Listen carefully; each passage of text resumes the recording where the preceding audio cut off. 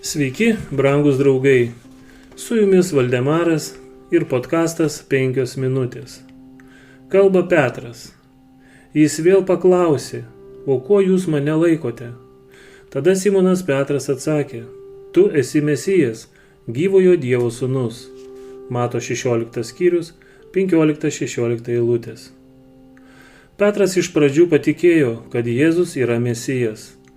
Daugelis iš pat pradžių įtikintų Jono Krikštytojo pamokslų ir pripažinusių Kristų pradėjo abejoti Jono misiją, kai šis buvo įkalintas ir nužudytas.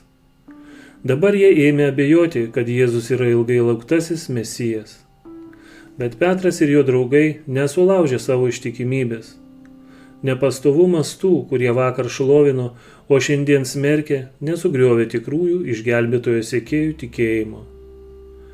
Petras išreiškė 12 tikėjimą, tačiau mokiniai vis dar toli buvo nuo tikrosios Kristaus misijos supratimo.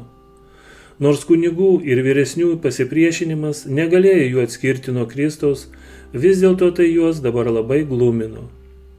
Laikas nuo laiko juos apšviesdavo neįkainuojami šviesos spinduliai nuo Jėzaus, tačiau dažnai jie priminė žmones, einančius apgraibomis per prieblandos šešėlį. Bet tą dieną, susiduriant akis į akį su didžiausiu jų tikėjimų išbandymu, šventosios dvasios galybė ilsėjusi ant jų. Akimirkai jų akis buvo nukreiptos nuo to, kas matoma, į tai, kas nematoma. Mes nežiūrime to, kas regima, bet kas neregima, nes regimieji dalykai laikini, o neregimieji amžini. 2 Korintiečiams 4 skyrius 18 eilutė. Po žmogiškumo išorę jie pažino Dievo sūnaus šlovę.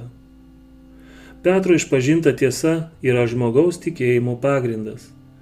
Tai yra, ką pats Kristus pavadino esant amžinuoju gyvenimu.